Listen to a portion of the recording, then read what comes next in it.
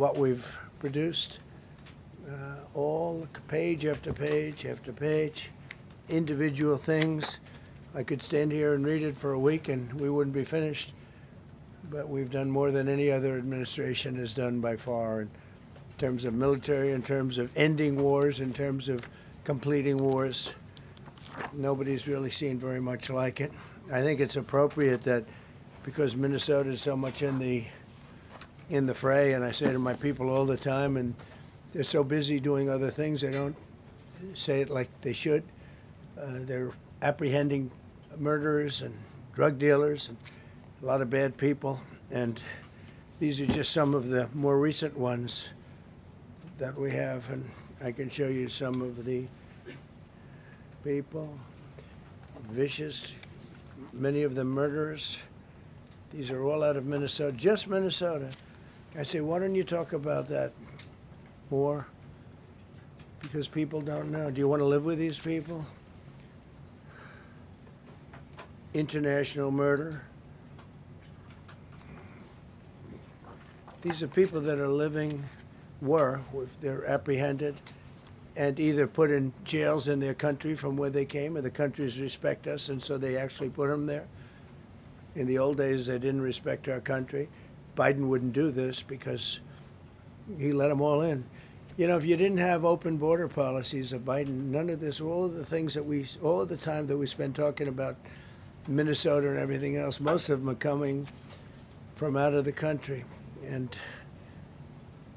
it's been caused by a previous administration. Look at this, one after one. Boy, these are rough characters. These are all criminal, illegal aliens that, in many cases, they're murderers, they're drug lords, drug dealers. They're the mentally insane. There's some of them who are brutal killers, they're mentally insane. They're killers, but they're insane. These are just in Minnesota. California, it's worse. In other states, it's worse. No, Minnesota, the crime is incredible. The financial crimes are incredible. And the problem is because of the agitators and insurrectionists, whatever you want, troublemakers, but they're paid agitators and insurrectionists. Nobody talks about the fact that $19 billion at a minimum is missing in Minnesota, given to a large degree by Somalians. They've taken it. Somalians, can you imagine? And they don't do it. A lot of very low IQ people, they don't do it. Other people work it out, and they get them money, and they go out and buy Mercedes-Benzes, and they come from here, they have no money. They never had money. They never had a life. They never had a government. They never had a country, because there's basically no country. Somalia is not even a country. They don't have anything that resembles a country. And if it is a country, it's considered just about the worst in the world. They come here and they become rich and they don't have a job. I was told that Ilhan Omar is worth $30 million. She never had a job. She's a crooked congressman. So here's another one. And I have, oh, by the way, we just took out, these are all what ICE is doing. And it's a dangerous job. These are rough people. Weapons. This one here is very bad.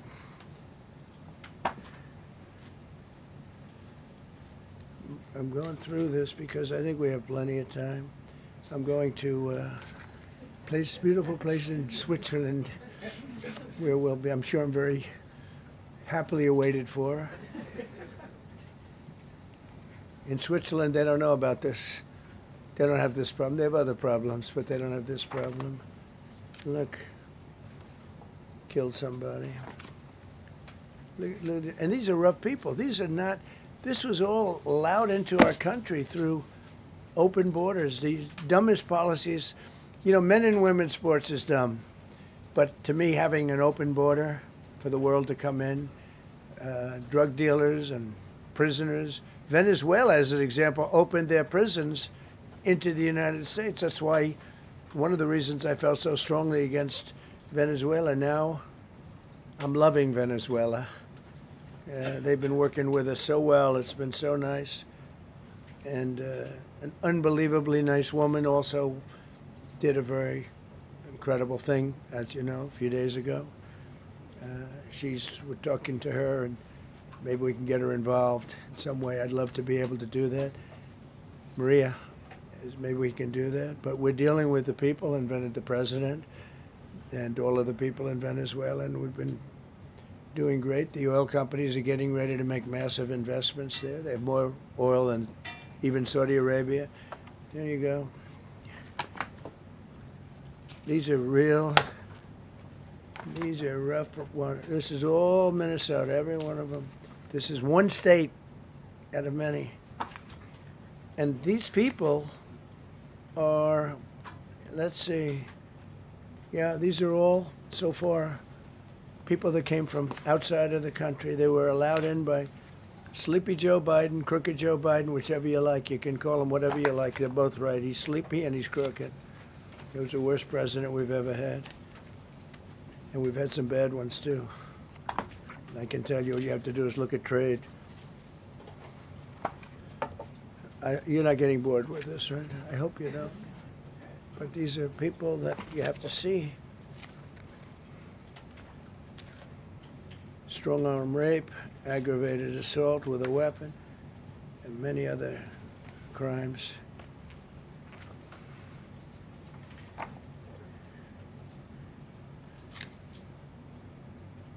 Gang member, known as one of the toughest people around. These are tough people.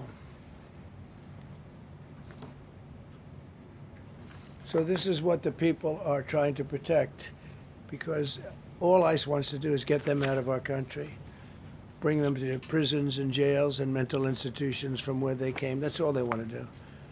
They're patriots, and they have to be abused by guys like Don Lemon, who's a loser, lightweight. I saw him the way he walked in that church. It was terrible. I have such respect for that pastor. He was so calm. He was so nice. He was just accosted. What they did in that church was horrible yesterday. Look at it here. 24 convictions. 24 times convicted. They're not charges. These are convictions. So he comes from outside the country. Do you think he's going to be good here? He's convicted 24 times. He's going to be good here, right? It doesn't work that way.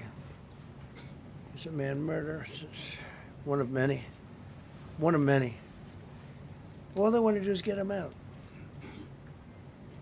They want to take him out of our country.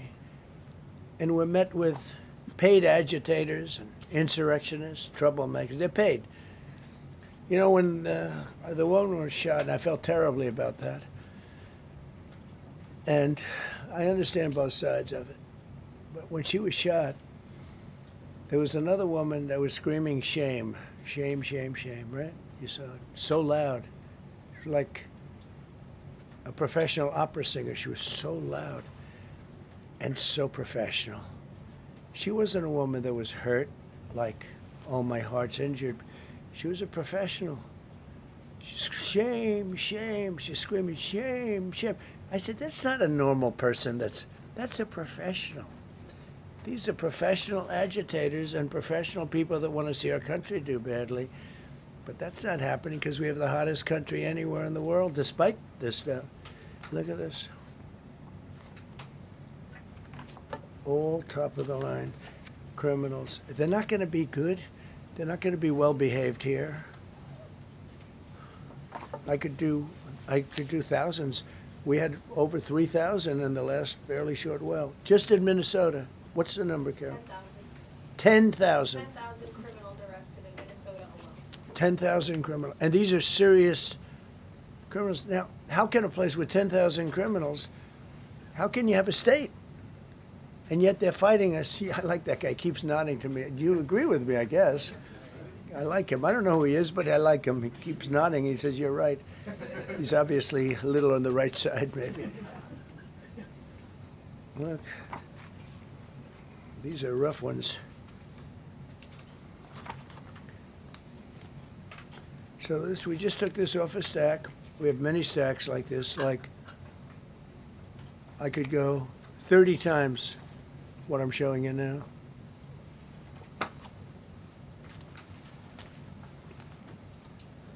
relations with Hezbollah. That's nice.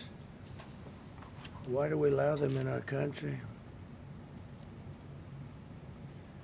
I'm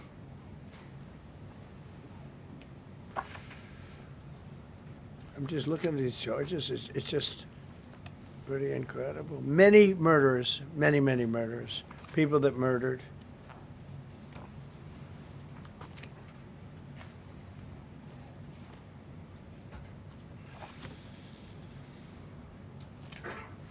So what ICE does, and Border Patrol is incredible, too. I mean, Paul Perez and that group is incredible. Mostly Hispanic, by the way. They're like 60% Hispanic. You know, they talk about Hispanic. They're mostly Hispanic, right? And they're unbelievable people. And then they say, oh, we discriminate against. I love Hispanic. They are unbelievable. Entrepreneurial. They have everything. I did great. I did the highest. Nobody ever got numbers like I got from the standpoint of being a Republican. But even if you look at Texas, I won the entire border along Texas, between Texas and Mexico. It never happened before. Nobody's ever done that before. I did it. As a Republican, I did it. I love the Hispanic. And they accuse us of all sorts of things. 60% of the people we're talking about, they're the best people we have, and they're Hispanic. The Border Patrol is largely Hispanic. ICE is largely Hispanic. They're unbelievable people. I don't know how they can take the abuse. They're taking rough people like this, like all of them. We have 10,000 at least. I could have done 10,000 of them. You're lucky I only did like 100. And this isn't even the worst of the group. They have murderers. They have some people we can't use their picture for legal reasons, but they're up for murder in their own country. And we jeopardize their case. When we send them back and we coordinate with other countries. A tremendous amount of work. All allowed in here by an open border policy of the worst president in the history of our country. A man that didn't win the election, by the way. It was a rigged election. Everybody knows that now. And by the way, numbers are coming out that show it even more plainly. We caught him. So I just want you to know that it's a terrible thing. Here's the book on accomplishments. And this is something, I'm glad my finger wasn't in that sucker. That could have done some damage, but you know what? I wouldn't have shown the pain. I would have gone back. What, did you hear that? That was nasty. But I would not have shown the pain. I would have acted like nothing happened as my finger fell off. That was nasty. I think somebody did that. It was him. It was my man. How were you? You didn't do it. I know you did. I know you didn't. So, but here's the book. These are all things we have. I'm going to read a few of the samples, but look at this. These are all, each line is something that we did. Nobody did that before. And it's big stuff, too. Look, we have the hottest country in the world. So, I will read you a few. We ended Biden's stagflation. We were in stagflation. That's a disaster. That's far worse than inflation. As you know, he had the biggest inflation in the history of our country. They say 48 years. Pick your choice. But they had the biggest inflation in the history of our country. We have it right down to a normal number now. We're going to get it even a little bit lower. Created super high. What we've done with growth is incredible. We created super high economic growth, and America is booming. It's booming. There are thousands of businesses right now that are being built. Many of the biggest factories in the world are being built right in our country. They're not going to other countries. They're leaving other countries.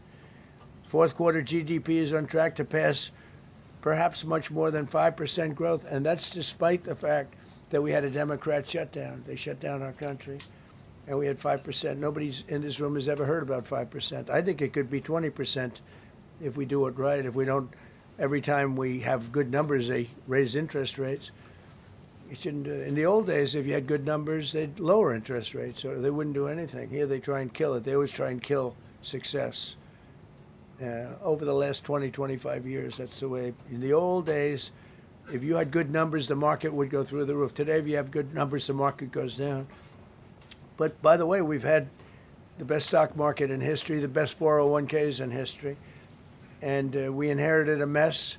The numbers that we inherited were way up, and now we brought them, almost all of them, way down. We brought them way down. I mean, I'm not getting, maybe I have the bad public relations people, but we're not getting it across. We inherited high numbers, and we brought them way down. And look at gasoline. They have places in the country now, $1.99 a gallon. $1.99, $2.30, $2.50. I guess the average now they're saying is $2.31. I mean, he was at $4.50 and $5 for periods of time. And he went back to the Trump formula, but he didn't do it properly, and he really went back to parts of it because you would have had $8 gasoline if they didn't. But he didn't do it properly. He had people that didn't know what they were doing. Core inflation for the last 3 months is 1.6%. 1.6. Their core inflation was so high that nobody could even calculate it. Under Biden, real incomes declined $3,000. Think of that, $3,000. That's a year. In 12 months, Trump real incomes went up by $2,000 and $3,000 and even in some cases $5,000.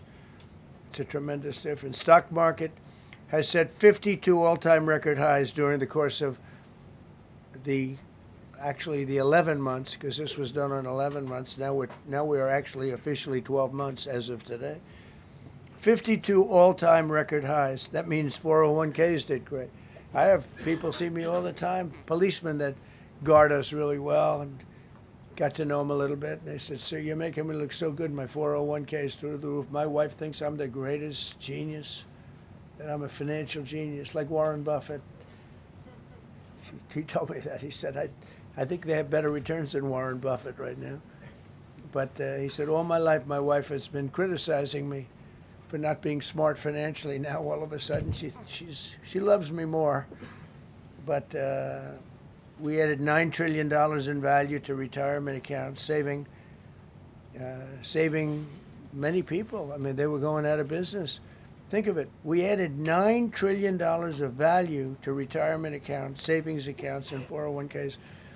That's during the course of 12 months. And I think it's probably 11 months because I don't think they have it for the 12. They have it for the 11. Added $9 trillion of value.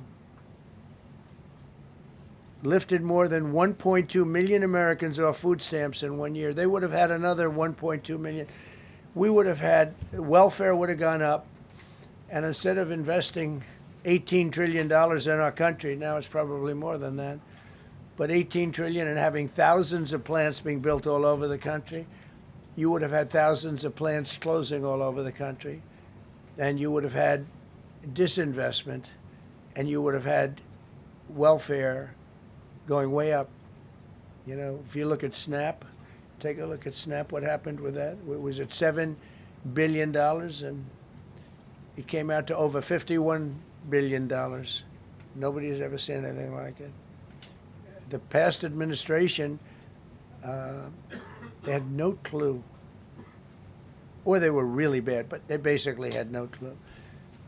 But they did have a concept. I mean, they're still trying to sell the idea of men playing in women's sports. You saw that in the Supreme Court.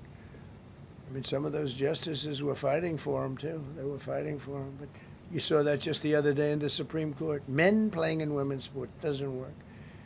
Secured a record-breaking $18 trillion in commitments for new investments. Apple, NVIDIA, SoftBank, Oracle, TSMC, Johnson & Johnson, Eli Lilly and Company, Micron, AstraZeneca, General Motors, Hyundai, Ford, Honda, GE Aerospace, many, many others. I left a Ford plant a week ago in Michigan that they were going to close 2 years ago, and now they just announced that they're going 24 hours around the clock making cars. Tariffs did it. I don't know what the Supreme Court's going to do. I think to me it reads so plainly. Couldn't be plainer.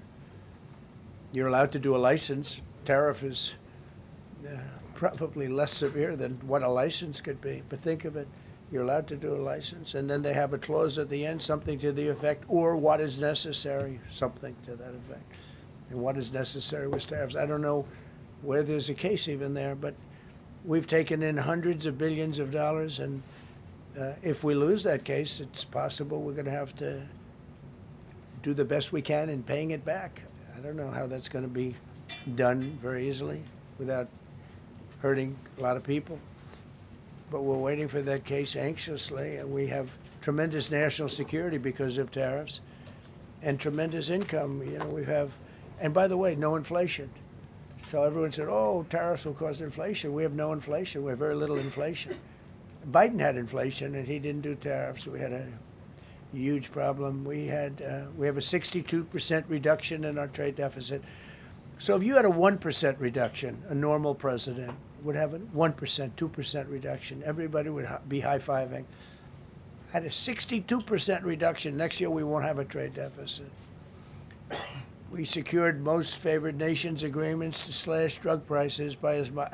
To me, I think this might be the biggest thing of all. We get zero talk about it. The New York Times had a story way in the back of the paper, a little story about it. I think it's the biggest thing there is. When you talk about health care, drug prices will go down more than ever before for any country, because we were priced at such a level that we were subsidizing the entire world, big place in the world. We were paying 10, 12, 13 times more than other countries. 13 times more, not 13%, 13 times more. A pill that was selling in London for $10 would sell in New York for $130. That's 13 times. More than that even. But we secured most favored nations agreements to slash drug prices by as much as 300, 400, 500, and even 600%, including with Pfizer, AstraZeneca, Eli Lilly, Nova Nordisk, Gilead Sciences, EMD, Serenio, and many others. If you look at some of the prices that are coming down, where a price would come down $1,300 coming down to $87. Think of it. So something that was costing $1,300 is now costing $87. And the fake news doesn't want to write about it. That's why I do this. I don't like to do this, to be honest with you. But I do it because got to get the word out. We signed one big, beautiful bill. I call it the Great Big Beautiful Bill, delivering the largest tax cuts in history. No tax on tips, no tax on Social Security, no tax on overtime. We made interest on car loans tax deductible for U.S.-built automobiles only. So if you buy an automobile built in the United States, we're not doing it for Germany and Canada and different places. We're doing it only if it's built here. We want them to be built here. A lot of the Canadian auto plants are closing and they're moving into the United States. Same thing with Mexico, same thing with Germany, and same thing with Japan and other countries. They're moving into the United States because of tariffs. Because they don't want to pay the tariffs. It's too much. They can't pay the tariffs. So they're coming here. Nothing different than what other smart countries did. But it works better for us. Under my leadership, it's not done properly, but it's done properly. We have, again, more plants being built than at any time in the history of our country. Passed the largest spending cuts in American history, and that was true in my first. We had a tremendous first term also. We rebuilt our military. We had one of the best. We had the best economy in the history of our country, but we're blowing it away now. When this stuff starts opening up, you're not going to see anything like it probably ever again. We slashed the federal budget deficit by 27% in a single year. Think of that, 27. You could do it 2%, 1%, 0.5%, 27%. And that's with all of the things we have to do, all of the people we have to put on the payroll to get rid of people that are murderers. Again, when you see people in Minnesota that are murderers, these people are fighting to keep them there. And I say to Christie and to Tom Homan, the great people, they're working so hard. Look at the border. The border is now secure. First time, Biden said you couldn't do it. You need legislation. I had no legislation. I said close the border. Within 1 month, we had almost nobody coming in. Now, for the last 8 months, nobody came into our country illegally. And I find that hard to believe because you'd think somebody, because it used to be millions of people just poured into our country. And the people that do that are Democrat, sort of aligned. So, I mean, they're not doing me any favors. We had nobody come in. We have a very strong border. We have very few people coming up. They're not going to make the trek because they know they probably won't be coming in. So it's not as hard as you think. But I didn't have to go back. Remember, they said, we need legislation to close the border. They had millions of people coming in a month. We have nobody coming in. And we're getting the murderers out. Murderers, people from prisons and jails. Many countries opened up their prisons and dropped them into the United States. Those are the people we're getting out. And we have a lot of heart. And I said, you got to lighten up on this. We have a lot of heart for people. They came in illegally, but they're good people, and they're working now on farms, and they're working in luncheonettes and hotels and all. And we're looking to get the criminals out right now, the criminals. And I think it's very important. I mean, every once in a while you see a story, we take somebody. He should be out because they came in illegally. So in theory, they should be. But we're focused on the murderers, the drug dealers, the mentally insane. We have a lot of mentally insane killers. I mean, you can't even talk to them. It'd be nice if you could have a little reason, but you can't even reason. These are seriously ill people. You have a couple of countries where they were loaded up. Their mental institutions and insane asylums were loaded to the gills. They couldn't get. They're empty now. But they're filling up because we're bringing them all back. We know where they came from. And every country accepts them. You know, under Biden, they wouldn't take. They had so little respect that they'd bring them there, and they wouldn't take them. They said, get the hell out of here. They would be bringing a plane in to land in a country, and they'd put 5 planes on the runway so you couldn't land the plane. So they'd come back with the people that they were bringing back. They don't do that with me. They do that with me, they have problems. They don't do it. They accept them back. They're not happy about it, but they accept them back. Cut a record number of regulations. I promised to eliminate 10 old regulations for every one new regulation. Instead, we cut 129 old regulations for each one added. Think of that. I want to do 10. In my first 4 years, I did. When we put on a new regulation, you had to cut 8. This year, I said you have to cut 10. Instead, we cut 129. So every time, so far, can't remain like that, I don't imagine. I hope I can, because we have so much wasted regulation, stupid regulations. Regulations where they go by California, which is a disaster state, with a governor that truly is doing a bad job. He's killing that state. If he ever ran the country, this country would be Venezuela very quickly. Using tariffs slashed the U.S. trade deficit by an incredible 77%. The trade deficit is down, and that doesn't include the last month where we had our best month. We slashed the trade deficit by an incredible 77% in 1 year with no inflation, something that everyone said could not be done. So we had essentially no inflation. In fact, the last month we had almost no inflation. But we slashed the trade deficit by 77%. If you slashed it by 1%, that was good. Again, we did that with tariffs and intelligence. We did that with November 5th, great election.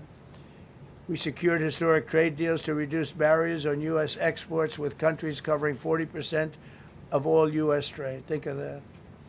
American exports are up by more than $150 billion this year. People said, oh, we're not exporting. All we do is buy. If you keep buying, you're not going to have a country for very long. So we increased exports by more than $150 billion. Investment in American factories is up 41%. That's a record.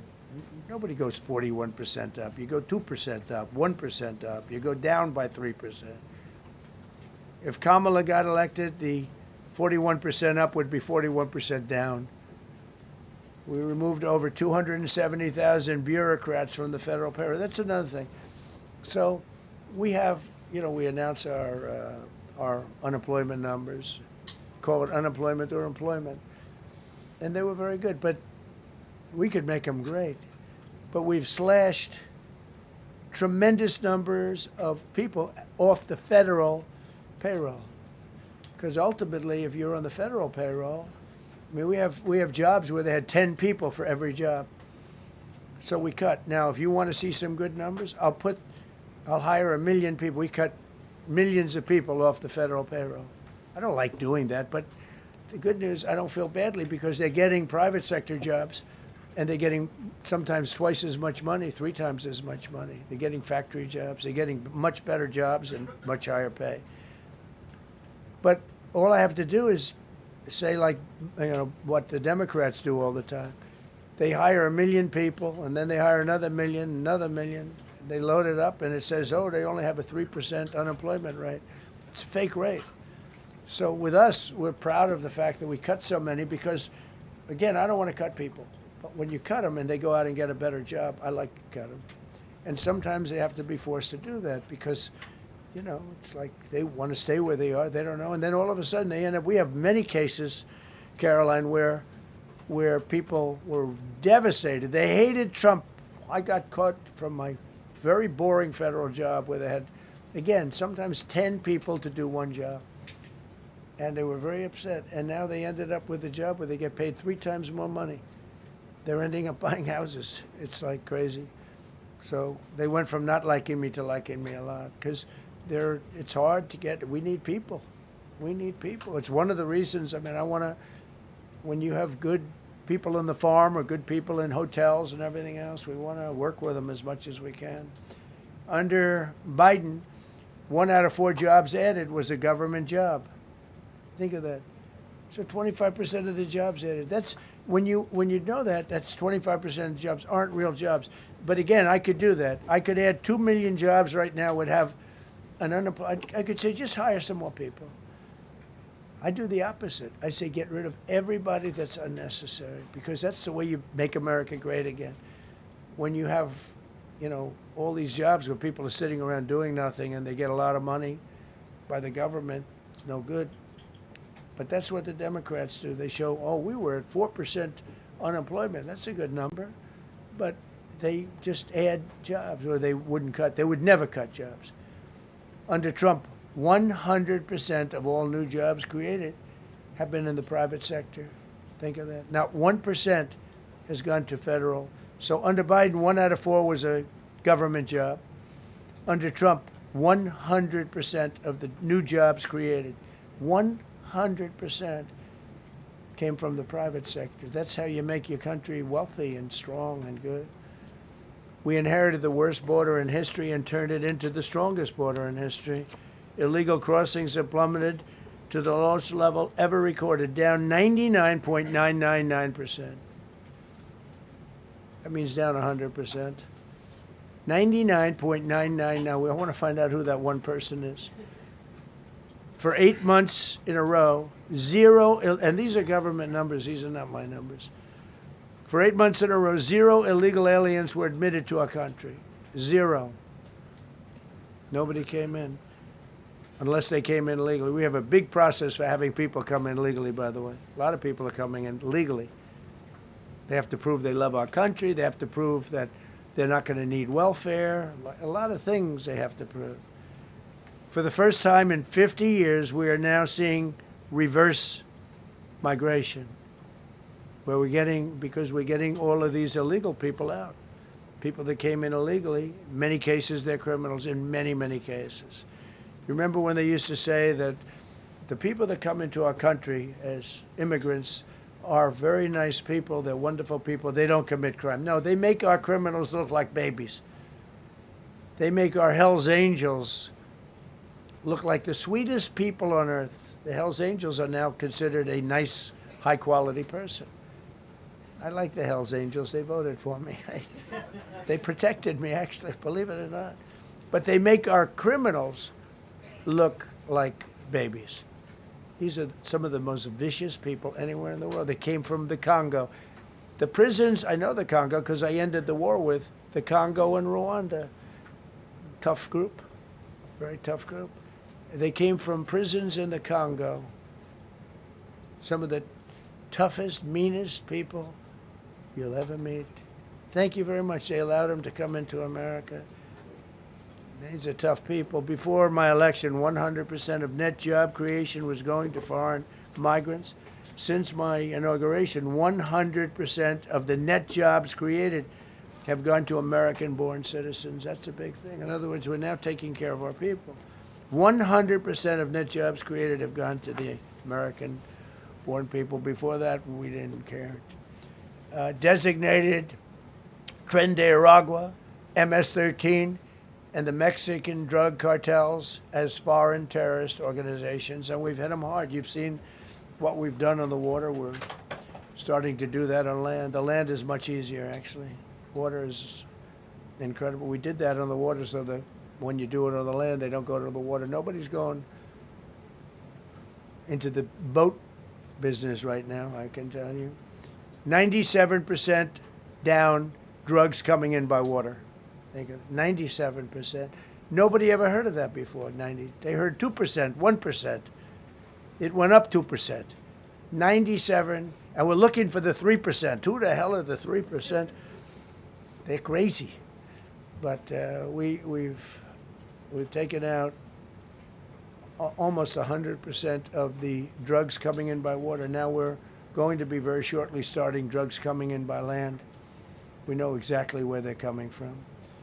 Removed tens of thousands of illegal alien gang members, drug dealers, murderers, child predators, human traffickers, fraudsters, savage criminals, and others. We removed them from our country. They're out. They're gone.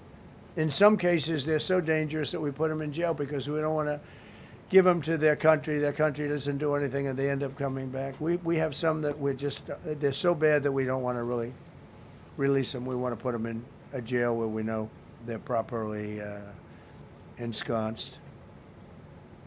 Think of that. Remove tens of thousands of illegal alien gang members, drug dealers, murderers, child predators, human traffickers, fraudsters, and savage criminals. Why wouldn't you want them removed? The reason is because these are insurrectionists that are doing this work. And, you know, they're going to make mistakes sometimes. ICE is going to be too rough with somebody, or, you know, they're dealing with rough people. They're going to make a mistake sometimes. It can happen. We feel terribly. I felt horribly when I was told that the young woman who was had the tragedy. It's a tragedy. It's a horrible thing. Everybody would say, ICE would say the same thing. But when I learned her parents, and her father in particular I hope he still is, but I don't know, was a tremendous Trump fan. He was all for Trump, loved Trump. And, you know, it's terrible. I was told that by a lot of people. They said, oh, he loves you. He was I hope he still feels that way. I don't know. It's a hard situation. But her father was a tremendous, and parents were tremendous Trump fans. It's so sad. It just happens. It's terrible. Halted all refugee admissions to the United States, including from Somalia, which is a terrible, terrible place, another dangerous place. And we also stopped the pirates because they get the same treatment as the drug boats. So in Somalia, the Somalians, you know what they're good at? That's about the only thing they're good at is they're good at pirating ships at sea, big ships. So you have a huge oil tanker with millions of gallons, millions of barrels of oil. And if it gets hit by a big weapon, the whole thing blows up. And they don't want to fight because if they do, they're told by their insurance companies, do not hand over the ship. And they're not allowed to have any guns on the ship. They're literally, you have these massive ships being taken over by a Somalian small boat with a big weapon. Because if they hit the side of the ship can blow up. I mean, you talk about a blow up. Bad. We've seen some bad things happen. And the insurance companies, some of these ships cost more than $1 billion to build. And the insurance companies say, look, we'd rather give them money than take a chance on $1 billion insurance policy. But they don't have to worry about it because we hit them the same way we hit the people with the drugs in their boat. They don't know what the hell happened. But all of a sudden, there are no pirates at sea. Do you notice? We haven't had a boat taken in a little while. Came out of Somalia, really corrupt place. It's not a country. They don't have government. They don't have anything. I always hate to see this. Ilan Omar, she comes from Somalia, a backward country, probably the worst country. They say it's the worst country in the world, if it's a country. I don't even think it's a country. There's no organization, no anything. They don't have police. They don't have military. They don't have anything. They just have people running around killing each other and trying to pirate ships. But she'll come here, comes, and then she wants to tell us how to run our country. The Constitution says that I am entitled to this. I can't stand her. Terminated all taxpayer-funded benefits for illegal aliens and kicked 275,000 illegals off of Social Security. They were illegally getting Social Security. 275,000 people. I'm telling you, it's not that this is pleasurable, but if I were an elected president, this country was going to be destroyed quickly, very quickly. I think within a year, if you had Kamala or a Joe type. I mean, Joe was a disaster, but if you had Kamala, he was the replacement. I was up by like 25 points on Joe, and they said, hey, let's get somebody else. This never happened. Well, I had so many firsts. You're leading somebody by a lot, and they say, oh, let's take him out, let's put somebody. That's like I said to Dana White the other night. I said, you know, Dana, it's like you have a fighter, two fighters, one guy is winning by a lot. And they say, oh, let's take this guy out, let's put a new fighter in the ring with him. That's what happened to me. I was doing great with Biden. The whole campaign was against Biden. All the money was spent against Biden, and all of a sudden I got Kamala. Everyone said, who the hell is she? But that didn't work out too well for them, but never happened before. We are about lots of firsts. Designated English as the official language of the United States of America. We did that very powerfully. And while we're at it, we also took the Gulf of Mexico, and now it's the Gulf of America.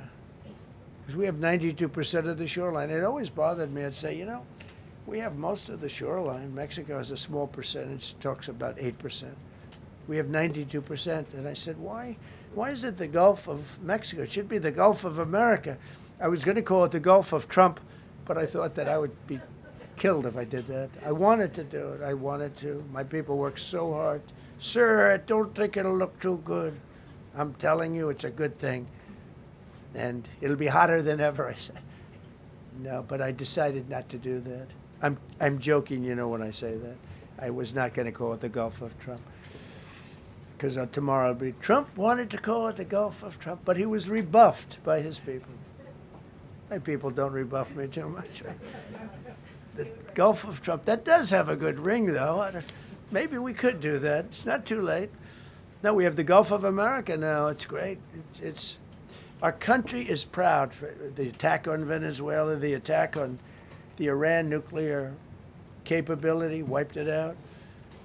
I mean, first administration, Soleimani, the father of the roadside bomb, al-Baghdadi, the father of ISIS, who was rebuilding ISIS. We wiped them out. Done a great job. Signed an order that will end birthright citizenship for children of illegal migrants. You know, that case is in court right now. That case was meant for the children of slaves. All you have to do is look at the years. Look at the years where the cases were filed and where the decisions were made. They were right at the end of the Civil War. They're trying to say that, you know, in China's making a big business out of that. They come to the country, they have a child, the American citizen, they get all the benefits. It had nothing to do with that. That was for the children of slaves. And I hope the Supreme Court so rules. Designated fentanyl as a weapon of mass destruction. It is. We lost, I believe, 300,000 people this year. 300,000 people. That's like filling up one of those big football stadiums 5 times. It's not even believable. I mean, you could be in a war and you wouldn't lose that many people. So we designated fentanyl a weapon of mass destruction. conducted numerous successful military strikes against narco-terrorists operating in our hemisphere, including the water strikes. Drugs brought in by ocean. So I told you that we're down by, close to 100%. It's hard to get somebody to pilot those boats. Very hard.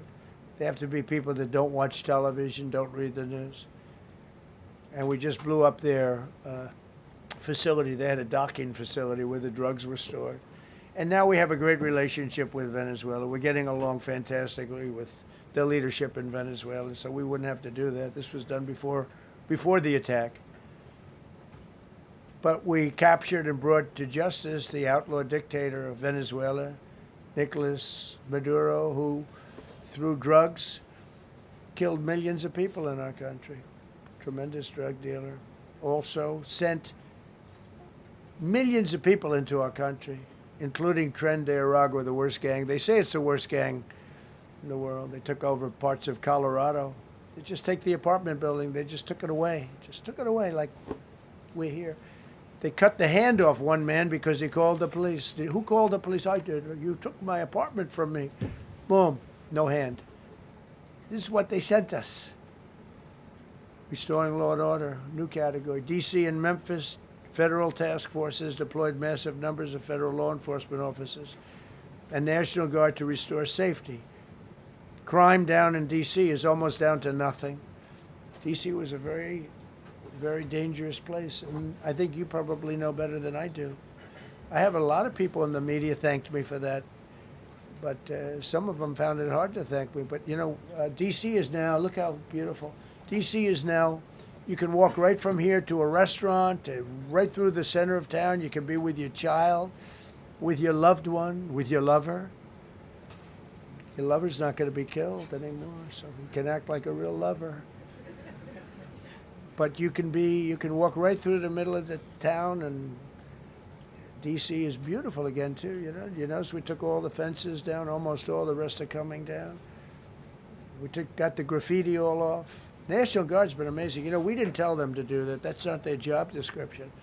But they were picking up garbage and everything. They were great. And I don't know, to me, a town, it looks better when you have military people. These are big, strong guys, are bad guys. Look at them and they say, we're not going to mess around. But what they don't know is that we took over 2,000 people permanently out of D.C. These were career criminals. But I feel much better seeing those people there. I went in a couple of times and had dinner in D.C. I walked right down the middle of the street. I felt very safe. A year ago, I couldn't have done that. I would have been crazy to have done that. Secret Service wouldn't let me do it. They weren't thrilled anyway, I will tell you. It wasn't like they were thrilled, but we did it, and it was great. But D.C. is a great thing. We have virtually no crime in D.C. anymore. And before we did this move, and we could do the same thing with Chicago. We brought Chicago down 25%, even though we just had a minimal crew there. We brought Wisconsin down. We brought Minnesota down, way down, even though everything's a fight, because they want to keep those people that are lying on the floor. They want to keep those people in Minnesota, but they really don't. I don't think the real people of Minnesota, it's a very corrupt place, and the elections are totally corrupt. I feel I won it all 3 times. Nobody's won that state since Richard Nixon. It's a rigged state. And the Somalians vote as one group, even if they're not citizens, and they vote as one group, and you get 600,000 votes against you. They all ought to get the hell out of here. They're bad for our country. Nationwide achieved the largest reduction in violent crime on record. So this just came out. Nationwide, over the last 11 months, achieved the largest reduction in violent crime on record, including the largest one-year drop in murders ever recorded. Almost 2,000 lives were saved. That's despite the fact that we took in criminals under the leadership of the Democrats and Joe Biden. More motor vehicle theft is down by 100,000 vehicles nationwide. That's another. Nationwide, the motor vehicle theft was out of control. and now it's very much in control. It was down by more than 100,000 vehicles to a record low. Began the process of eliminating cashless bail policies across the nation. You got to get rid of your sanctuary cities, and I hope our people know that we're not going to pay sanctuary cities. We're not going to pay them anymore. They are sanctuary for criminals. They hold criminals. We're not going to pay. They can sue us, and maybe they'll win. But we're not giving money to sanctuary cities anymore as of the beginning of the month. We began the process of eliminating the cashless bail. Well, cashless bail is where it all started. It's a disaster. And then other places. I don't know if it started in New York. I remember it starting in New York. So if somebody comes in, murders somebody, and they let them out, no bail, no nothing. Basically, cashless bail means you just get the hell out. And they go outside. We have one case where a guy murders somebody, gets released, and goes out and murders somebody. 2 people in one day. No, we got to get rid of cashless bail. They got to pay, got to have bail. There's a reason for bail, long tested. Signed an executive order to bring back mental institutions and insane asylums. We're going to have to bring them back. Hate to build those suckers, but you got to get the people off the streets. You know, we used to have, when I was growing up, we had in my area in Queens, I grew up in Queens, we had a place called Creedmoor. Creedmoor, did anybody know that? Creedmoor. It was a big, I said, Mom, why are those bars on the building? I used to play Little League baseball there at a place called Cunningham Park. It was quite the baseball player, you wouldn't believe. But I said to my mother, Mom, she would be there, always there for me. She said, son, you could be a professional baseball player. I said, thanks, Mom. I said, why are those bars on the windows? Big building, big, powerful building. It loomed over the park, actually. She said, well, people that are very sick are in that building. I said, boy, I used to always look at that building and I'd see this big building, big, tall building. It loomed over the park. It was sort of, now that I think, it was a pretty unfriendly sight.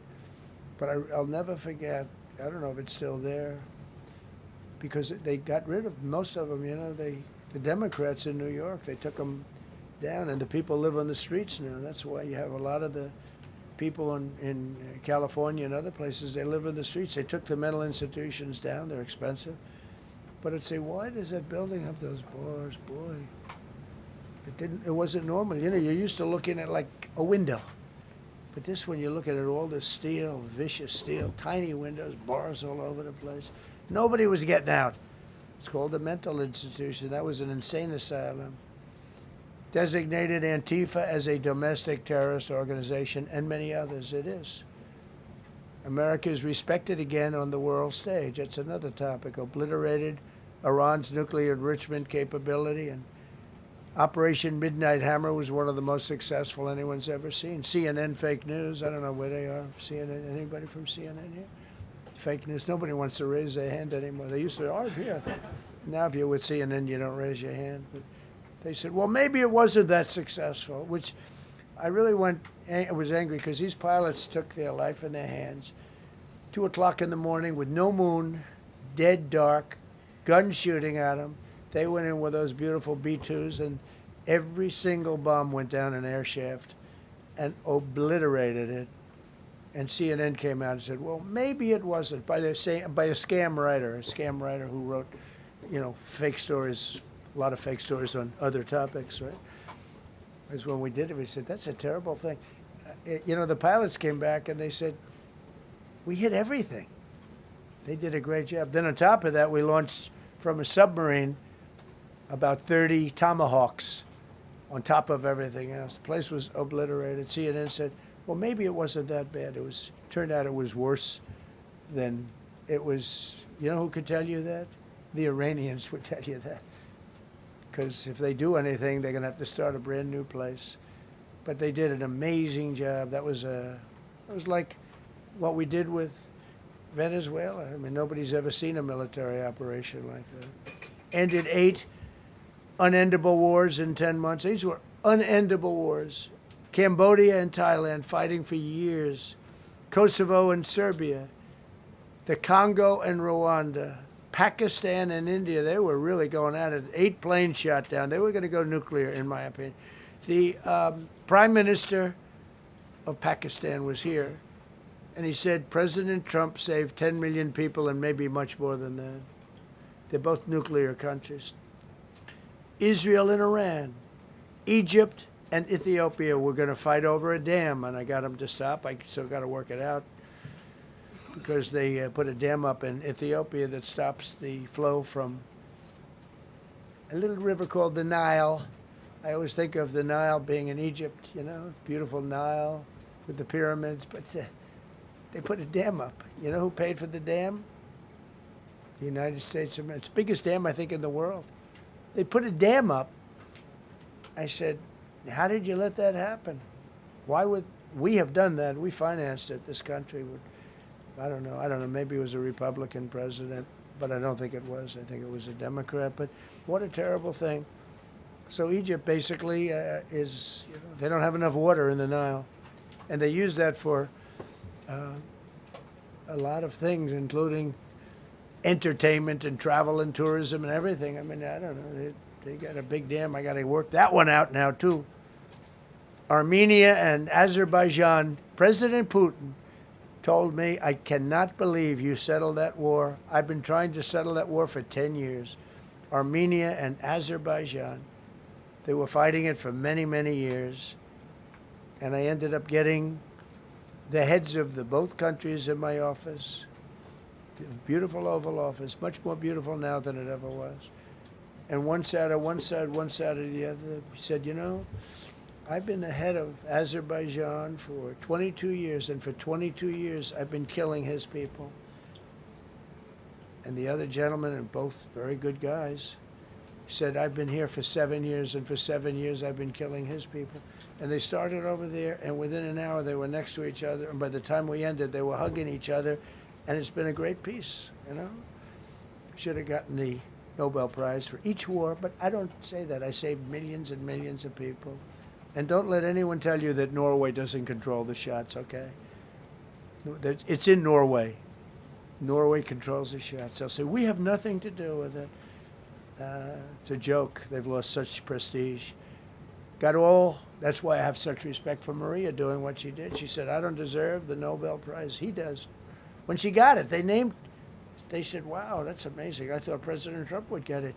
President Trump deserves it. He ended up 8 wars. How nice, right? It's a good woman. Got all 20 living hostages returned to their families, and the remains, they all came out. We got the 20 living hostages. We got the 28 hostages. They have 1 left that we think we know where it is. Amazing. Looked like we weren't going to get anywhere near that. Now they've gotten almost. And more importantly, we got many more, hundreds. We got them all. If we didn't do it, you wouldn't have had. Most of those people would have been dead. I don't know if that's covered properly, but you know, the 20 is great. They were the last ones. I always said the last 20 are going to be hard, but we got them. We got the last 20, and we got close to 28 of the bodies of the dead. And to those parents, that was just as important as getting their son back alive. They were almost even more intent on they knew their son was dead. They wanted to get the body. I got him back. We just created the Board of Peace, which I think is going to be amazing. I wish the United Nations could do more. I wish we didn't need a Board of Peace, but the United Nations, and you know, with all the wars I settled, the United Nations never helped me on one war. I mean, I guess I'm not blaming them. I didn't call them to help, but I got, you know, the presidents and prime ministers together. We knocked heads. We got along, and they liked me. I liked them. Every single one of them nominated me for a Nobel Prize. Every one of the wars, among many other people, nominated me for a Nobel Prize. But Putin told me, I cannot believe you got this war settled. I've worked on it for 10 years because it's his territory. Rescued 83 American hostages and citizens detained from abroad without paying a lot of money. Paid no money. Apprehended terrorists responsible for the Abbey Gate bombing that claimed the lives of 13 U.S. service members in Afghanistan, the lowest point in the history of our country. That was a Biden disaster. I was getting out, but I was getting out with dignity and strength. We were the boss. Oh, we were the boss. They wouldn't do a thing against us. And this very stupid person got in, and what a shame. They should have left from Bagram, which is the big military base, which has hundreds of acres around it. Should have left from Bagram. Terminated visas of Hamas sympathizers and deported pro-jihad foreign nationals. Got NATO members to agree to raise defense spending to 5% of GDP from 2%, and they paid the 5%, and they didn't pay the 2%. And by the way, I did more for NATO than any other person alive or dead. Nobody's done for NATO. And I think for the most part, they'll tell you that. I think you could ask the Secretary General about that, but he said it a lot. I've done more for NATO than anybody, and I see all this stuff, but NATO has to treat us fairly, too. The big fear I have with NATO is we spend tremendous amounts of money with NATO, and I know we'll come to their rescue, but I just really do question whether or not they'll come to ours. You know, I'm just asking. Just saying, right? You remember during the debate? Just saying. Signed $1 trillion investment in U.S. military. And next year, we hopefully will go to a $1.5 trillion. We're building battleships that are 100 times more powerful than the battleships of World War II, which are the big, beautiful, those big, beautiful things with the guns. I said, what about bringing them out of dry dock? They said, sir, what we're building will blow them away. Think of it. These ships are 100 times more powerful than the battleships that you see on Victory at Sea. Do you ever see Victory at Sea? What a great thing that is to watch. Renamed the Department of Defense into the Department of War, which everyone loves, by the way. Signed landmark critical minerals deals with Australia, Malaysia, Thailand, Ukraine, Japan, and many others. We're going to have so much rare earth. It's actually not that rare. Getting it processed is rare, but there's a lot of rare earth. There's a lot of earth around, I can tell you. Withdrew from the corrupt World Health Organization, where we were paying hundreds of millions of dollars a year.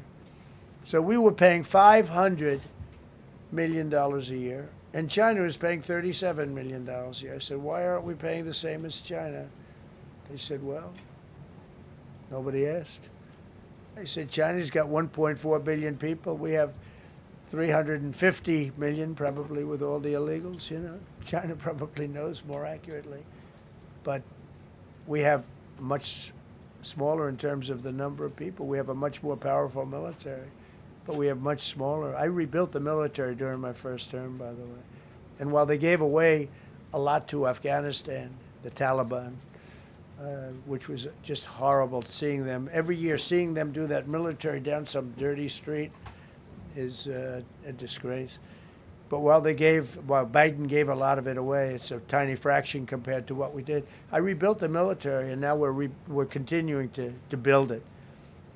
And bigger and better, we need it. Peace through strength. But we withdrew from the corrupt World Health Organization. So I remember we were paying $500 million. They were paying 37 or 39 million. And I said, how come?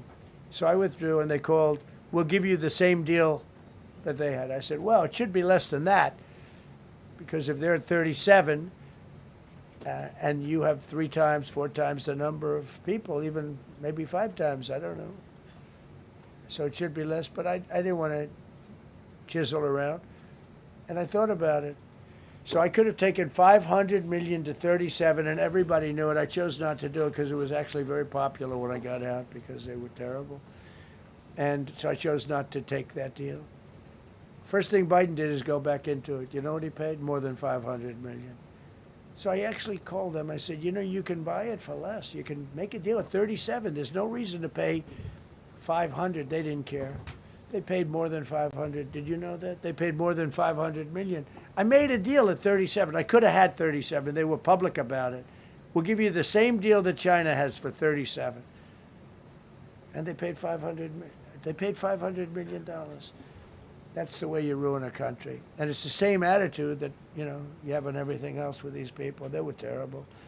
The anti-American UN Human Rights Council we ended. The UN Relief and Works Agency we ended, and the fake Paris Climate Accord, which was a ripoff of America, where we had to pay $1 trillion and they were paying nothing. China didn't kick in until 2035. We kicked in immediately. We were supposed to pay $1 trillion. Russia went to a standard of 1991, which was a dirtier standard. But we had to pay top dollar. So I terminated that. Another Rick. We ended the woke lunacy and restored common sense, abolished all discriminatory diversity, equity, and inclusion DEI policies throughout the federal government and the private sector. They're gone, everybody. They're gone. Terrible. Terminated the Green New Scam and ended the insane electric vehicle mandate. I love electric vehicles. That caused me a little problem with a man named Elon. But he understands, and he's a good guy. We get along, but I said, Elon, we can't have all electric cars. We just can't do it. I like the electric cars. I like his car. But in particular, I like his car. But we can't do that because some people don't want an electric car by 2030. And to build the power stations all over the country would have cost $4 trillion. $4 trillion. That's more than any country has. If you got China, the United States, and everyone, you couldn't do it. And it would have taken years. And yet they were supposed to be switching over electric vehicle mandate. Some people don't like electric cars. Some people want hybrids. Some people want regular gasoline-powered cars. We have more gasoline than anybody. And now with Venezuela, we have 62% of the market when you include Venezuela. So I ended the Green New Scam, and I ended the insane electric vehicle mandate. Now you can buy a gasoline-powered car, a hybrid, and you can buy a electric vehicle. I mean, if you want electric, you can buy it. Make a good deal on them right now because they made a lot of them. Permanently stopped Joe Biden's ridiculous CAFE standards. That's having to do with the environment, so ridiculous. Canceled the EPA's absurd, totally absurd, tailpipe emission standard, which made you spend hundreds of thousands. It made for hundreds of thousands of cars. The cost numbers were incredible that the consumer has to pay. Imposed 25% tariff on all foreign automobiles and 100% tariff on Chinese cars, which don't come into the country because of tariffs. Only because of tariffs. We didn't have tariffs, you wouldn't have any car. We have now more car factories being built in the United States than ever before because of tariffs. If they take those tariffs away, China will eat our lunch. They'll take all of our car business. Now, there's another way of doing it, but it's more cumbersome, et cetera, et cetera. I don't want to scare you, but it's much more cumbersome, not as good for national security as this. We have a perfect system right now. We're making a fortune. We've never been stronger, and I hope the Supreme Court does the right thing for our country, because if they don't, it's such a problem. It's just so, it would be so sad. We're doing so well because of tariffs. And the people that are heading up the lawsuit, like there's a guy named Leonard Leo, who's bad guy, and people that are very China-oriented and foreign car-oriented and foreign business-oriented, but in particular China, they're suing to get rid of tariffs because they don't want tariffs, like Coke. Coke has businesses outside of the United States. If you have them outside, you don't want tariffs. But because of tariffs, they treat us well. Without tariffs, they would treat us very badly. As you saw for many years, they respect us more now than they ever have respected us, by a lot. And revoked the California emissions waiver to stop San Francisco communists from regulating the automobile industry and destroying automobiles and the industry in the nation. I was with Bill Ford of Ford Motors. I was with all the people at General Motors the other day, and they are making more money and building more cars than they are doing so good. All because of tariffs and what I've done. And they're building their plants all in the United States. Reopened Anwar for drilling. That's a big deal. Launched a massive Alaskan pipeline project to export natural gas to Asia. We made a deal with South Korea and with Japan that gives us money, the likes of which nobody's ever seen before. Signed executive orders to end Biden's war on coal and I say clean, beautiful coal. I never say the word coal. It has to be preceded by the words clean, beautiful coal. And put miners back to work. The miners love Trump. I think I got 100% of their vote. We banned transgenders from the military. We don't want transgender in the military. Ordered reinstatement of patriots expelled from our military with full back pay. So we had some people that were terminated, and they're coming back into our military. Fired the woke boards of visitors at our military service academies. The boards of visitors were run by radical left, maybe communists, maybe not, but they were still heavily radical left, and they were bad for us. Signed an executive order to remove anti-American propaganda from federal museums and national parks. Required the federal employees to return to work in person or be fired. We don't want them sitting in their home or in their bed working. We want them in an office that we're paying for in Washington, D.C., or wherever it may be. And we've largely taken care of that mess. That was crazy. I guarantee you they're out on the ball fields. I guarantee you they're out playing golf. And you can't run a country or a company that way. I think it's happening even so with countries and companies. But we had so many of our federal workers, they wouldn't come into work. Signed an order banning all government censorship and restoring free speech. Made it the official policy of the United States government that there are only two genders. This was not a tough one.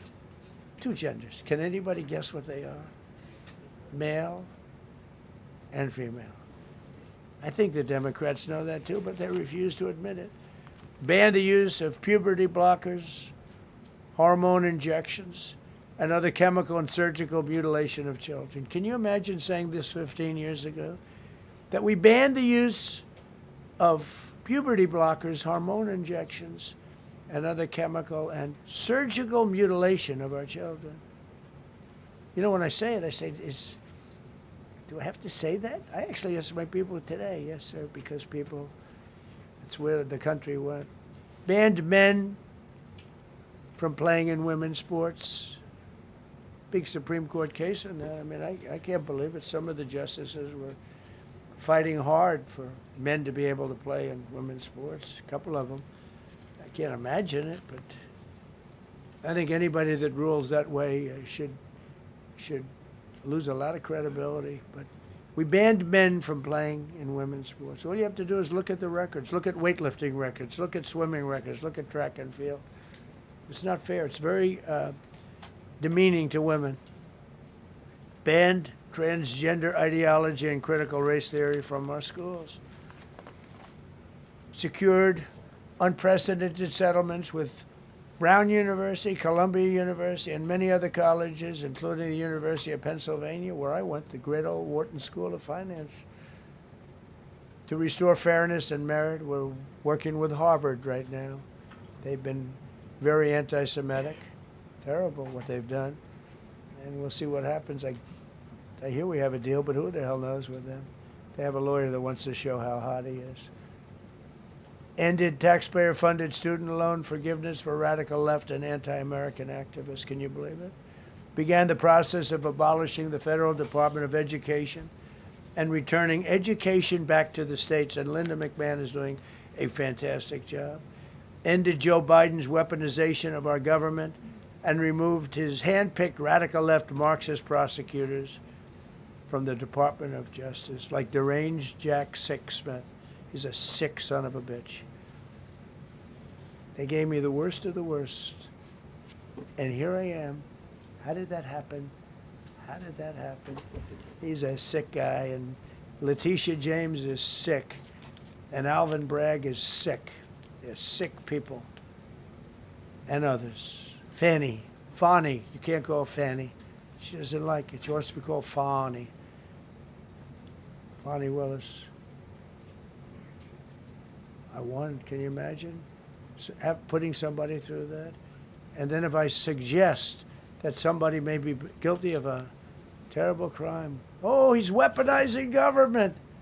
Trump is weaponizing government. It's terrible. Can you imagine? They say to me about weaponize, I don't weaponize anything. But what they did to me, nobody ever went through what I went through. And here I am in a place called the White House. It's a beautiful place. Who would have thought, right? Signed legislation to cut all taxpayer funding to woke and biased NPR and PBS. And they're sort of gone now, I guess. I heard they closed up. They were terrible. They were so unfair. They were so terrible. Officially reinstated Columbus Day. I like the name Columbus Day. The Italian people are very happy about it. Remember, when you go to the voting booths, I reinstated Columbus Day. That was an easy one. Christopher Columbus. Cut Social Security wait times by 50%, serve 65% more Social Security recipients by phone, and are on track to doubling the service and performance compared to the Biden administration. We're 2.5 to 3 times better and faster. Slash VA claims backlog to the lowest number ever recorded. Created Trump accounts starting with $1,000 for every newborn baby. This is something that's become so popular. And I give Mr. and Mrs. Michael Dell Computer, who put in $6.25 billion, started with nothing. And he actually invested all that money to give to kids so that when they grow up, they have an account that might be worth a lot of money. It'll be riding with the markets. And, you know, they can, at 20 years old, 21 years old, they could have $100,000. They could have a lot of money. That's going to be amazing. But I give a lot of credit to Mr. and Mrs. Michael Dell. Signed AI executive order to ensure the United States dominates the future of artificial intelligence. So we're leading China. We're leading the whole world. We're producing more electricity than we ever have because I'm allowing every one of those plants to build their own electric facility. We're giving them very, very fast approvals, unlike Los Angeles with the fire. So the federal government, I want to give a lot of credit to Lee Zeldin. The hardest approval for the 20,000 houses or more that burned down in Los Angeles because they didn't have the water. They didn't allow the water to come down from the Pacific Northwest. They routed the water into the Pacific Ocean. So we had no water there. He had. I would say open up the water. Open it up to the governor, to the mayor. They didn't want to do it. They wanted to protect a tiny little fish that's, I said, how can you have a fish when you don't have any water? It was just an excuse, I guess. But it's amazing. We took 20,000 houses, and Lee Zeldin, the toughest permit is from the federal government. Within 2 weeks, every single permit was given to the people to build their houses. Then you have the incompetent mayor of Los Angeles. He's neutral, who decided to go to Africa during the fire. So you have this incompetent mayor, and I had it out with her the night when I got, right after the fire, I went there. She said, we're working on it so that we can have everybody starting to build within 2 or 3 years. Remember that? I said, you mean 2 or 3 days? No, I mean 2 or 3 years. And the place went crazy. Well, they still haven't gotten their permits. But every federal permit, every single one has been given a year ago. And Lee Zeldin has done a great job. And he's done a great job in the approval of all these big plants and factories and all of the electricity that they're creating for themselves. I said to Zuckerberg, I said to all of them, I said to Jeff Bezos, I said to everybody.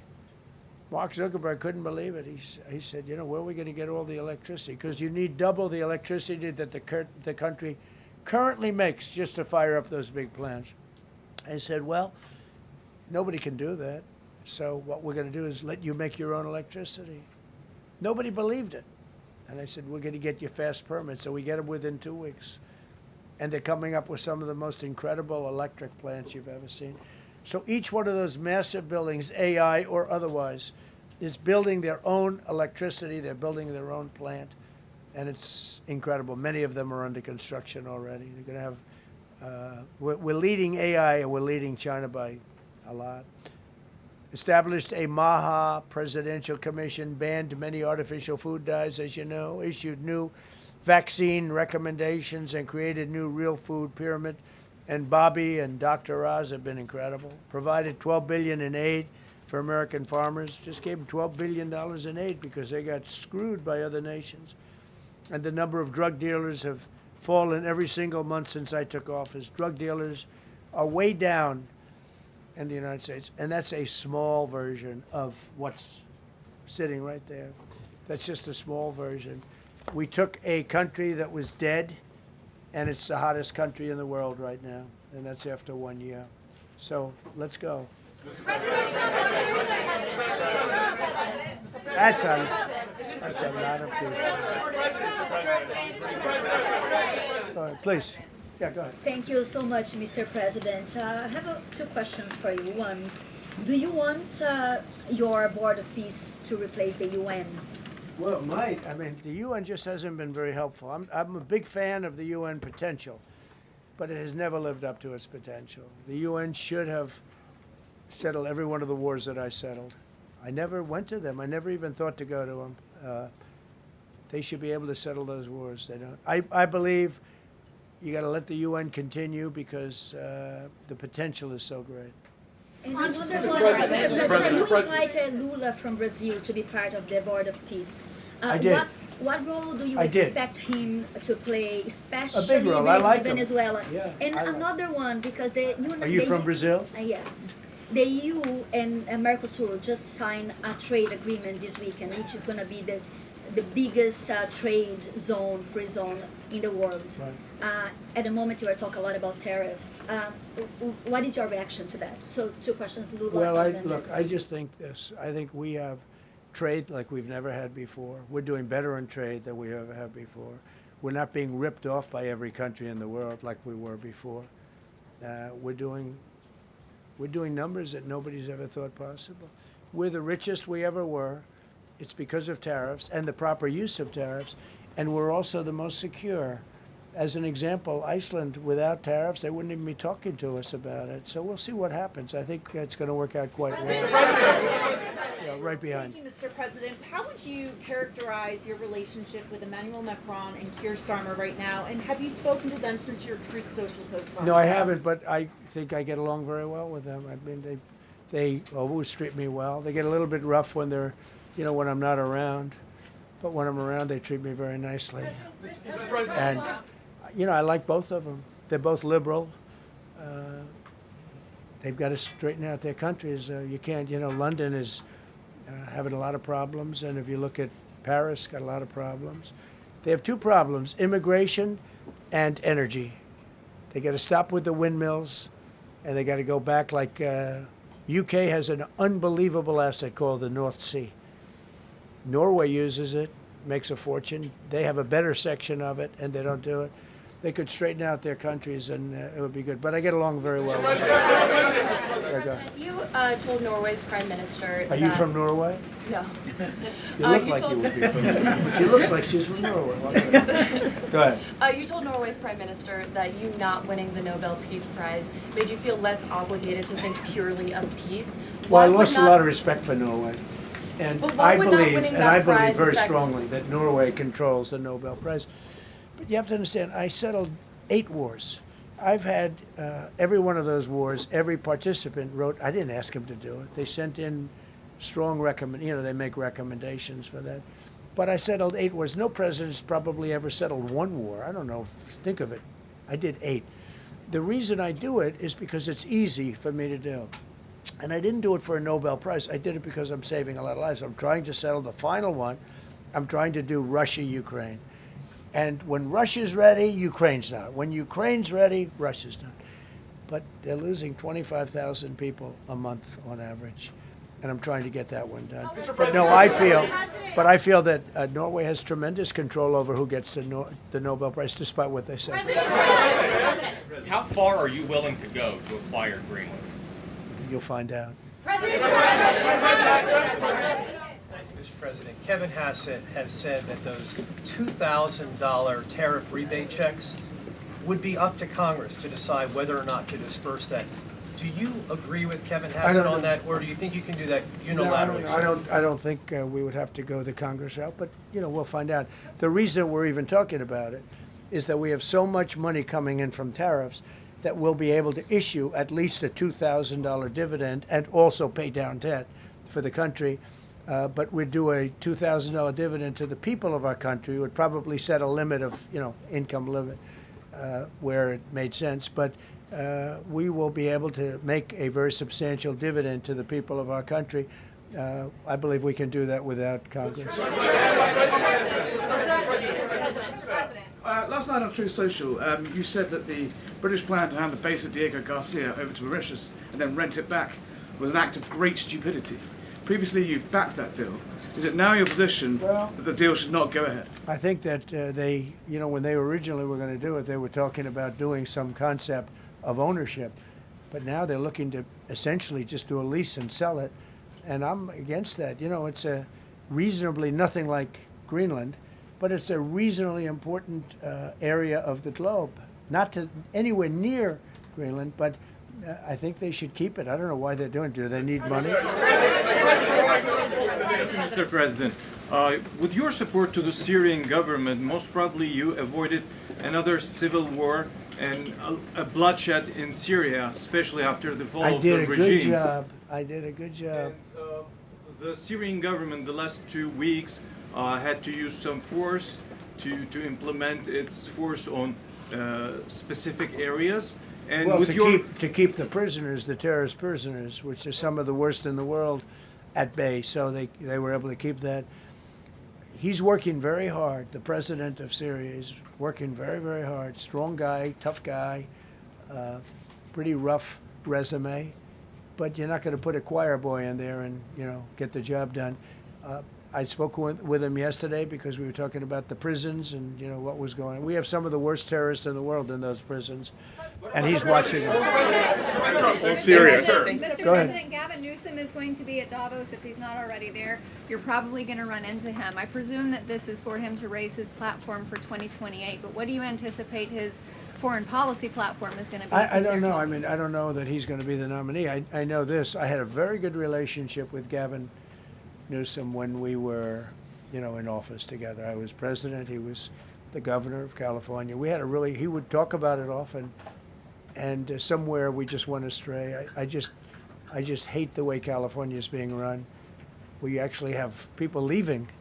It's never happened before, but I hate the way it's being run. He and I had a very good relationship, really close to the word exceptional, but now we seem not to. Thank you, President Trump. You spoke earlier. Mr. President, you've been hearing from allies. Thank you. No, above you. Thank you so much, President Trump. Cara Castronova from Lindell TV. And you spoke earlier about the 2020 election. Now that Maduro is in U.S. custody and he was criminally charged, has any more information emerged that you could share with us regarding Venezuelan election software and Venezuelan ties to tampering with the 2020 election? And would you consider speaking to Maduro personally in prison in New York to get some answers on Venezuela's involvement with the 2020 election? No, I don't think I would be doing that. I think my lawyers would be very unhappy if I did that. Yeah, they've learned some things. Please. What happens to the tariff threat to Greenland if the Supreme Court comes out and rules against you on the tariffs? And Well, I'll have to use something else. I mean, are look, you willing to use force? take a look at the word license. Take a look at other things. I mean, we have other alternatives. But what we're doing now is the best, the strongest, the fastest, the easiest, the least complicated. Sir, if you move ahead with the Greenland-related tariffs on Europe, you secured almost $1 trillion of commitments from them to invest in the United States. Does that go kaput out the window if that happens? I doubt it. Look, they need that agreement very badly with us. They really do. They fought very hard to get it. So I doubt that, but we'll see what happens. We have a lot of meetings scheduled on Greenland. I'm leaving tonight, as you know, for Davos. And we have a lot of meetings scheduled on Greenland. And I think things are going to work out pretty well, actually. Thank you, Mr. President. Could you still go to Paris for the G7 emergency meeting as offered by President Macron? No, I wouldn't do that.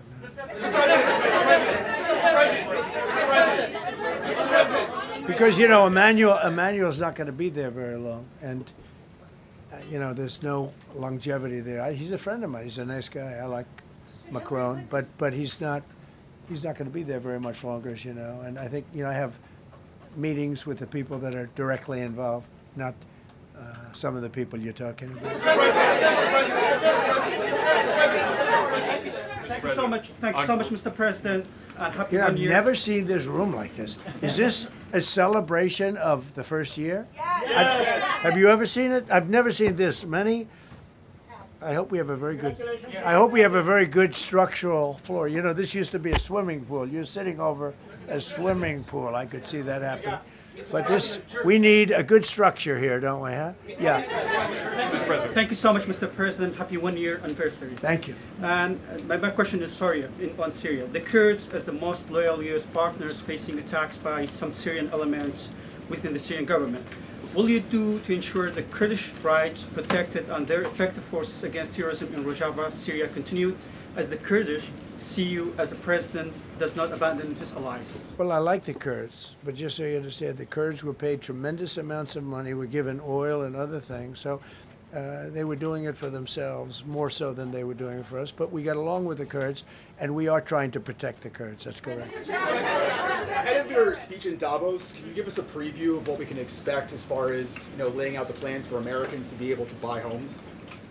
I think more than anything else, what I'm going to be speaking about is the tremendous success that we've had in 1 year. I didn't think we could do it this fast. Think of it, it's just now 12 months, and you know, I say it often, we have the most successful country in the world. We have the hottest country anywhere in the world by far. And this country would have been absolutely stone cold dead. And I'm going to be talking about it. I'm going to be, because, you know, a lot of them could use some of the advice as to what we did. They need energy. You take a look at their energy policy, they're going to destroy themselves with what they're doing with the windmills and all the nonsense. They need energy help badly, or they're going to be in big trouble, and they need immigration help badly. How much longer do you want to go? Call with. I do.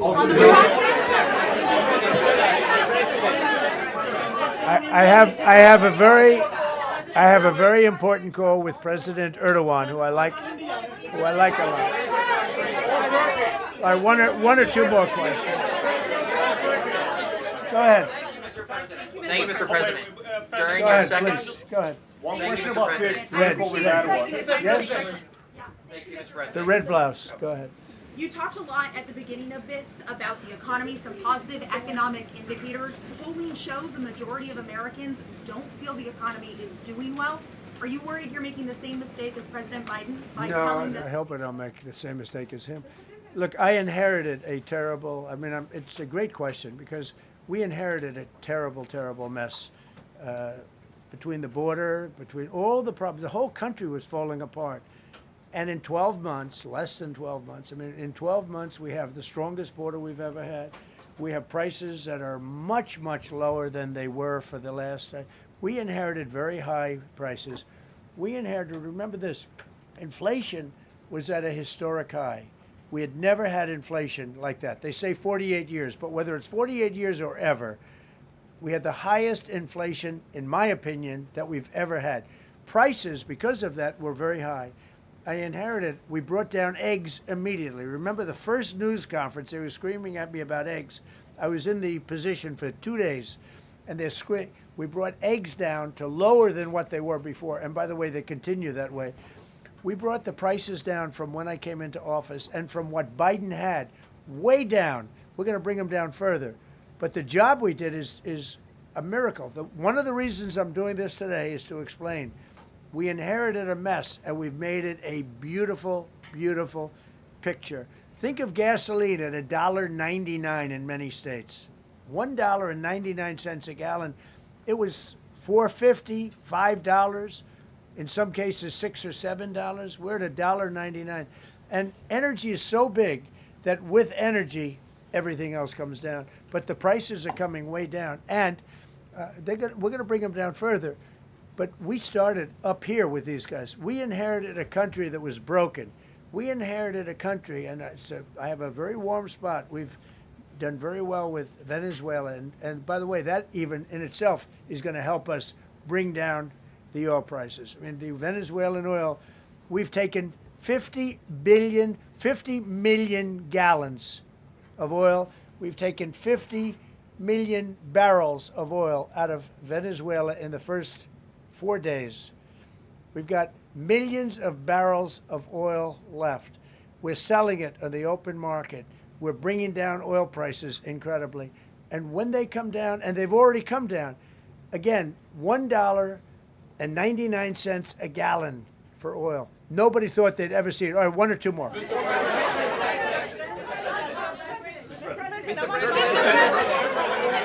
ahead, go, yes. President, Yes. I want to ask you about Iran. Is the military option still on the table? And can you assure us that the killing in Iran has stopped? And when regard to the Peace Council, which members have to pay $1 billion? So with Iran, are you from Iran? No, I cover the White House. Where are you from? I'm Palestinian American. So with Iran, they were going to hang 837 people. And I let them be known that, and we let them know that if that happens, that will be a very bad day for them. And they decided not to do it. They didn't hang the people. I can't tell you what's going to happen in the future, but supposedly they've taken that off the table. But they were going to, last week, they were going to hang on Thursday or Wednesday. They were going to hang, I think, 837 people. And they didn't hang anybody. So we're just going to have to see what happens with Iran. Is the military option off the table?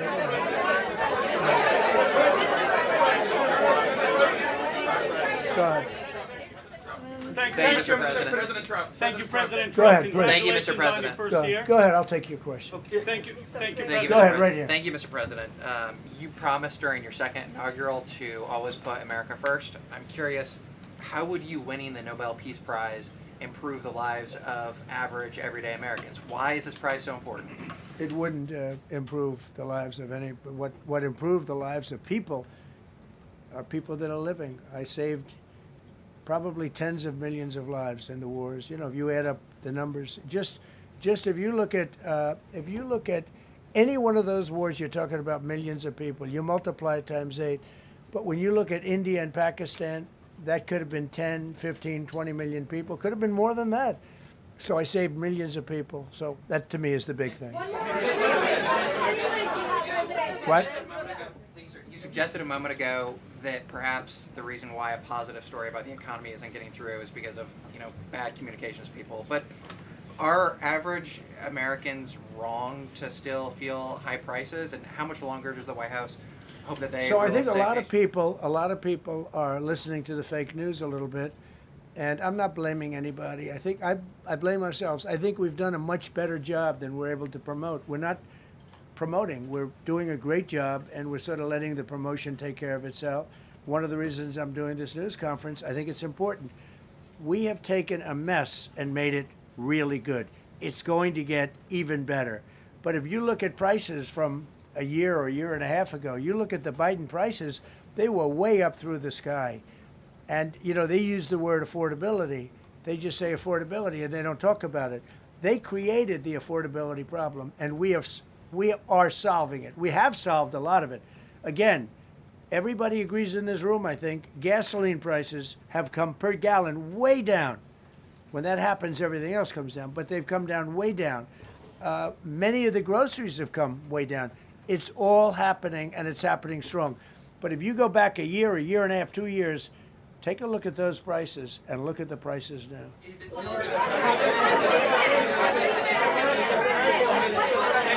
Mr. President of Venezuela, you made a condition. Where are you from? I'm from Spain. Nice place. Thank you.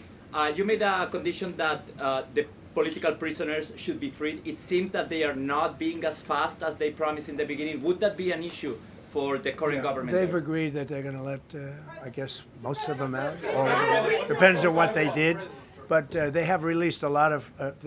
Released a lot of political prisoners in Venezuela. Mr. President, earlier on last year, you had indicated that you wanted to take back the Panama Canal.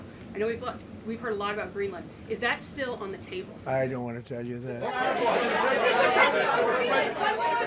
Sort of. I must say, sort of. That's sort of it. Okay, one more. Yes, blonde, blue. Yes, go ahead, ma'am, go ahead, with the blue, holding the computer. If a consequence of your determination to take control of Greenland is the ultimate breakup of the NATO alliance, is that a price you're willing to pay? You mean the breakup of it's very the interesting NATO question. alliance. So I think something's going to happen that's going to be very good for everybody. Nobody's done more for NATO than I have, as I said before, in every way. Getting them to go up to 5% of GDP was something that nobody thought was possible, and pay. At 2% they weren't paying. At 5% they are paying.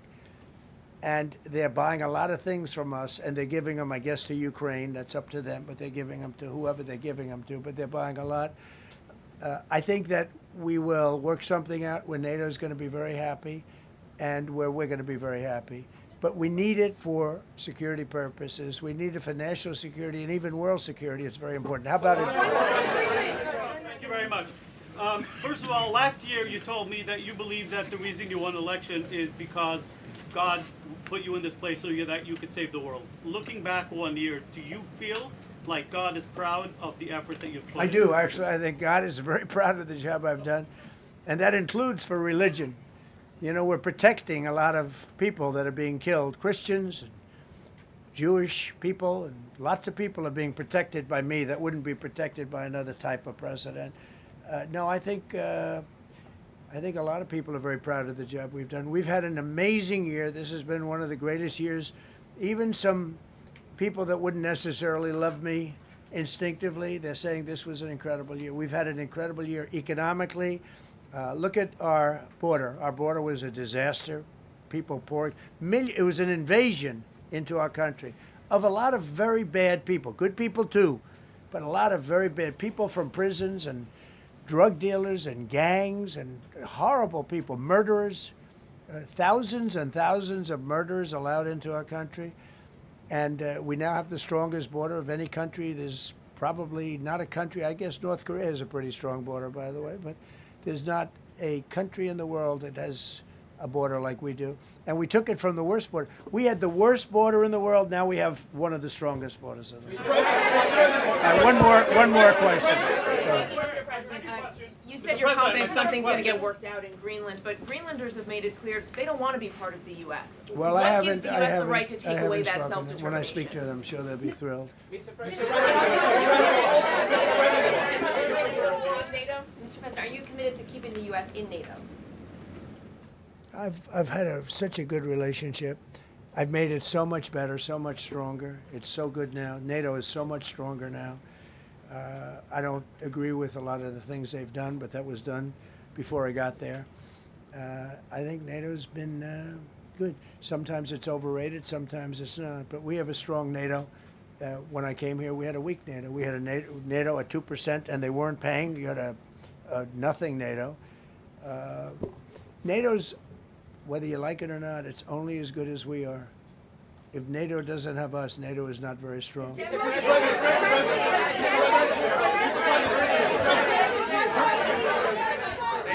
you. Yes, no, behind you, please. Thank you, President Trump. Yes, go ahead. Greatly appreciate it, sir.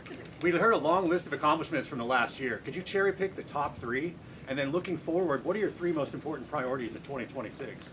So I think the building of a really powerful military has been a great achievement, and that would include the Venezuela thing. That would include the attack on Iran and the wiping out of the nuclear threat. I think that's been really amazing what we've done militarily. I think what we've done in business has been incredible. We have $18 trillion coming in. Plants are being built all over. Thousands of plants are being built all over the country. 18 trillion is a record. No country has ever come anywhere even close to that. I think that's a record. And I think that most favored nations for drugs is something that nobody thought they'd be able to get. Tariffs helped me there because the nations would have never gone along with it if I wasn't able to say, if you don't go along with it, we're going to put a 10 or a 15 or a 20% tariff on your nation. And they went along. And our drug prices are going to come down at numbers never even seen before, never even thought possible before. So those would be three things. Thank you. Thank you all very much. Thank you very much. How much did you pay for Greenland, sir? How was the game? Go Indiana.